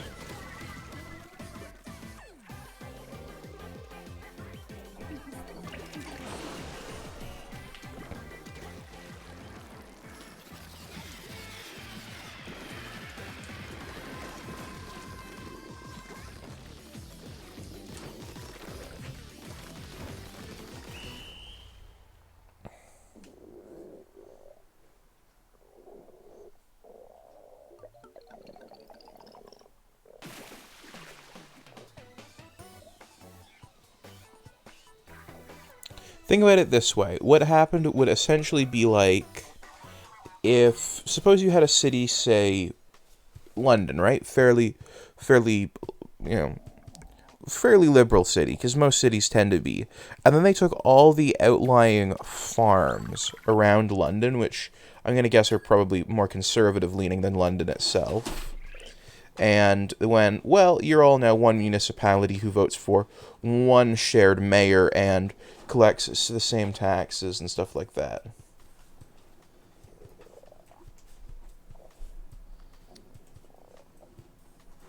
Yes, I've seen spaghetti junctions. We have spaghetti junctions in Canada.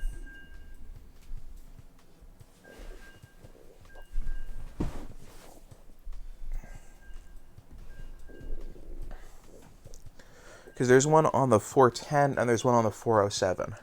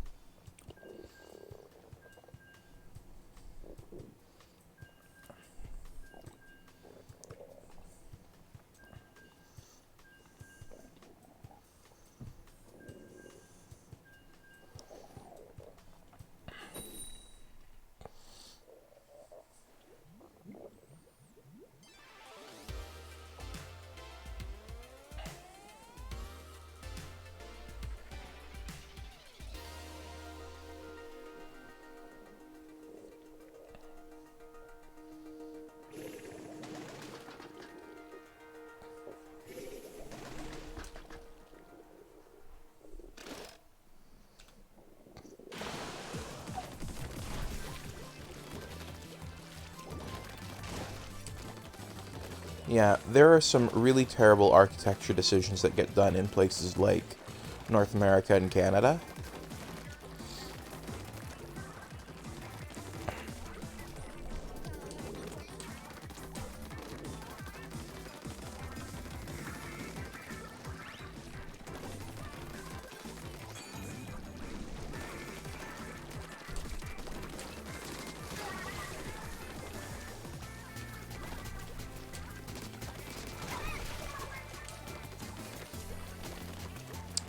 But, you know, swings and roundabouts, like our news... Well, that was weird.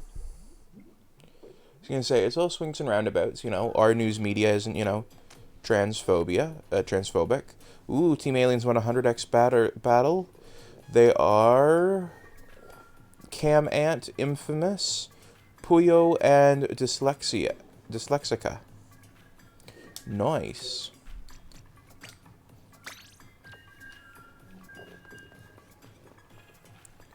Yeah, but, you know, it's all swings and roundabouts, you know. Our news media isn't transphobic, and our, you know, government-funded healthcare is supported by both the right and left wing now. You know, in part because it was brought in by conservatives and beloved by liberals, which basically makes it an untouchable thing unless you're literally idiot himself, Doug Ford.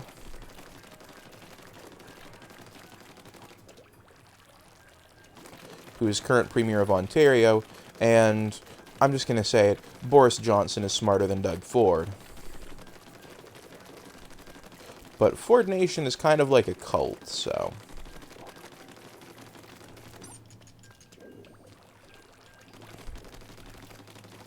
You know, Doug Ford's brother was the crack-smoking mayor of Toronto, up until he passed away, and now Doug Ford is Premier of Ontario, so, like, that's not fun at all.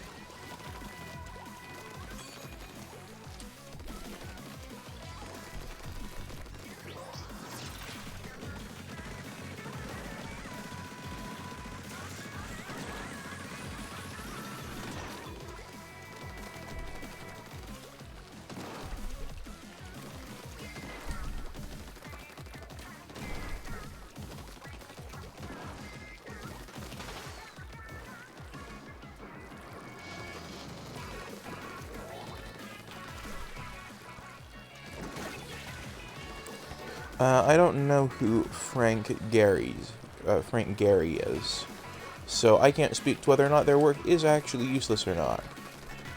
So I will take your word for it.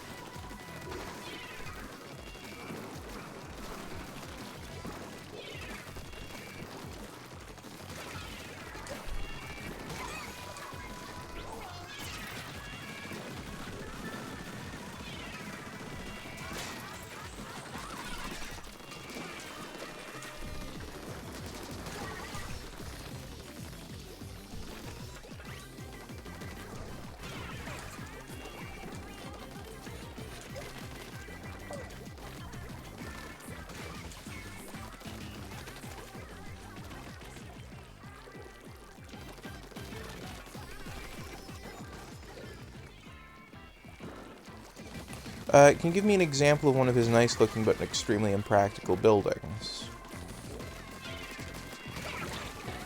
Because, like, I can think of a lot of extremely nice but impractical buildings, like the CN Tower, the Space Needle in Washington Space Needle, I think? Seattle Space Needle?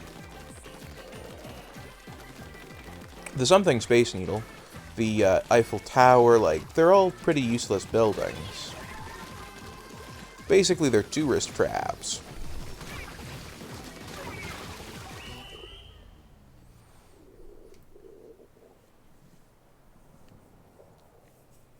Alright, and we've got just 8 minutes until the break.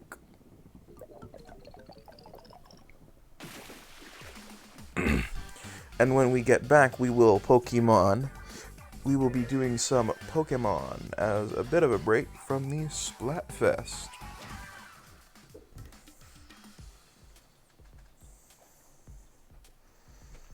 Okay, cool.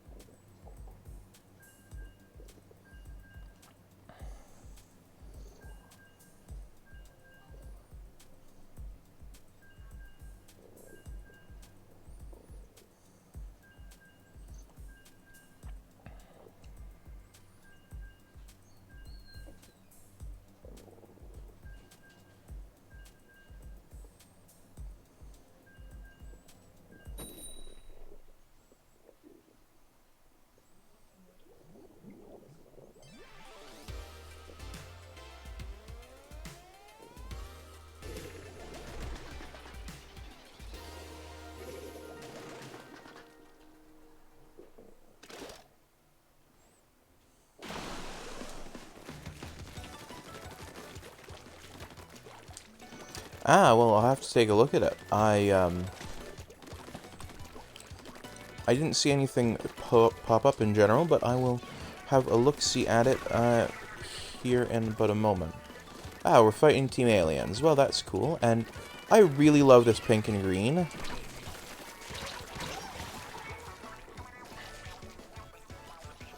Like, as a color combo, it looks really nice.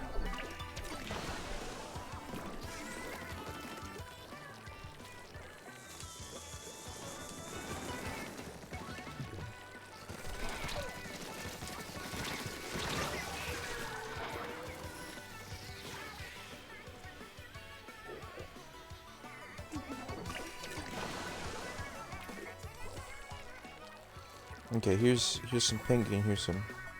Let's just fill out this spot a little bit more. Alright. There we got our pink and green.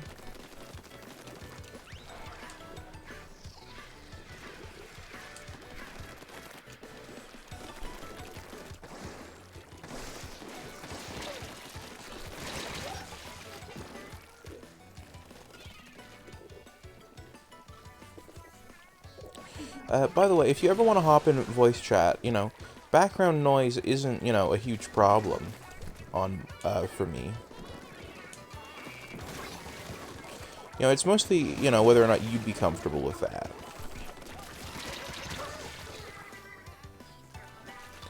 No, dude, it's totally cool. I haven't seen it yet.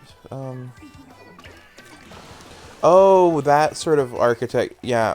Okay, so that's a perfectly acceptable place to put it right now. I haven't finished setting up the server, so, you know, outside of stuff with dedicated channels, general works just fine for all of it.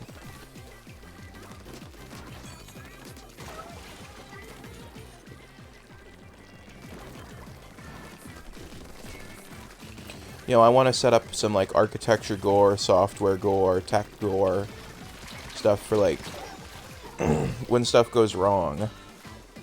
And, like, to me, that sort of thing looks really wrong. It looks like the building is made out of, like, paper mache and someone's... Or, not paper mache, but, like, folded paper craft, and someone stomped on it for a sec.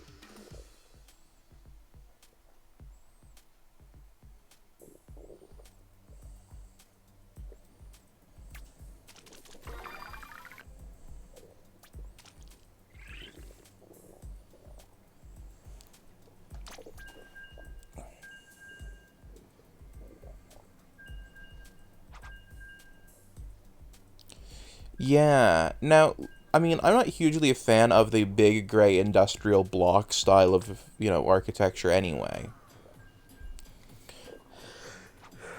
But, like, it at least, you know, has a bit of a purpose to it.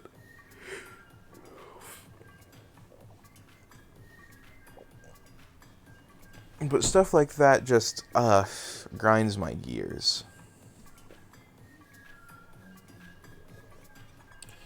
Like, on so many levels, it just grinds my gears.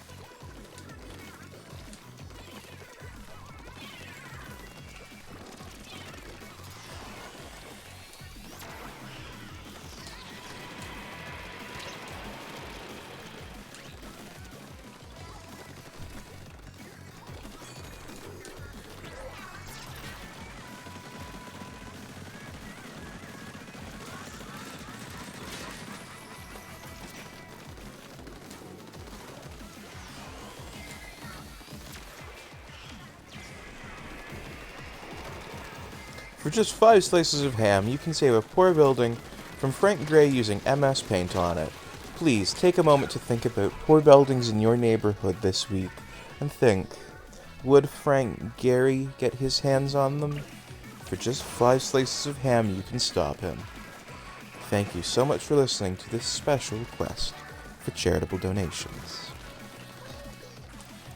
I've been Nitsedge Nobel for the Save Poor Buildings Fund, designed for saving poor buildings from the ruinous hands of Frank Gray. Oh, Gary, sorry, not Gray.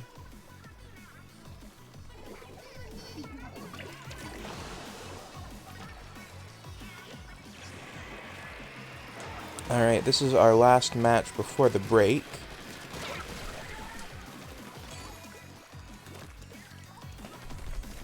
And when we come back, we will be back with Pokemon Scarlet and Violet. So I will be very quickly ending and then restarting the stream, labeling it as Scarlet and Violet. That way, I can Excuse me, that way I can upload it to YouTube as a separate thing.